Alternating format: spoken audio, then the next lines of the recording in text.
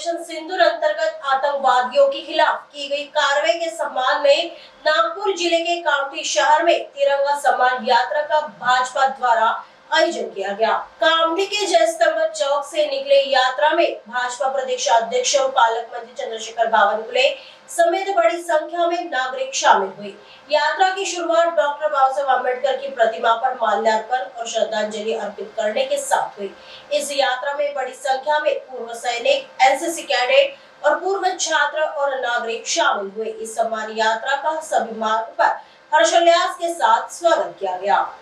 सर्व जिल्ह्यामध्ये तिरंगा यात्रेचं आयोजन भारतीय जनता पार्टी आणि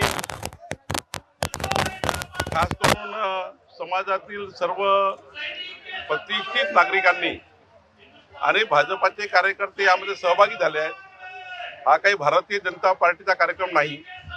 हा भारतीय जनता पार्टीने या ठिकाणी काही प्रयोजित केला नाही, पण आम्ही आव्हान केलं जनतेला की या तिरंगा यात्रा रॅलीमध्ये आपण सर्वांनी सहभागी व्हावे।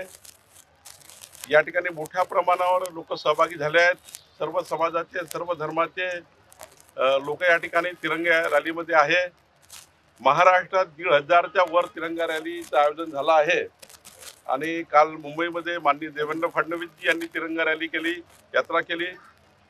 सोबतच सिंदूर यात्राही आमच्या महिला बहिणी या महाराष्ट्रात काढतात आहे, जेणेकरून आपल्या देशाच्या सैनिकांनी जे कर्तृत्व केलं, पाकिस्तानच्या घरात घुसून त्या देशामध्ये घुसून दहशतवादाचा खात्मा केला, आमच्या मोदी यांच्या नेतृत्वातल्या सरकारने दहशतवादाचा बिमोड करण्याकरता संपूर्ण जगाला भारत किती सक्षम आहे दाखवून दिलं।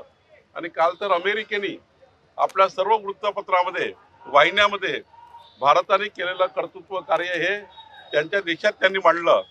खऱ्या अर्थाने आपल्याकरता अभिमानाची गोष्ट। आणि म्हणून यानंतर दहशतवाद झाला तर तो युद्ध समजण्यात येईल असं माननीय प्रधानमंत्र्यांनी घोषणा केली आणि पाकिस्तानला ज्या पद्धतीने जेरबंद केला आहे आणि म्हणून देशातल्या सर्व 140 कोटी भारतीयांनी, महाराष्ट्राच्या 14 कोटी भारतीयांनी, भारत देशातल्या आपल्या 14 कोटी महाराष्ट्राच्या नागरिकांनी विचार केला, निर्णय घेतला आणि हा तिरंगा रॅलीमध्ये सहभागी होण्याचा निर्णय घेतला।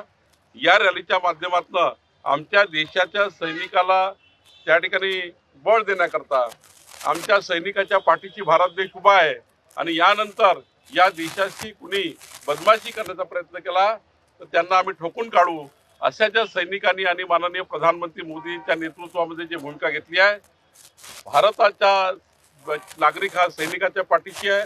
भारत देश मोदी जी के साथ है, भारत देश सेना के साथ है, अशा आशयावर ही यात्रा आहे। सर्व सामाजिक कार्यकर्त्यांनी, सर्व देशातील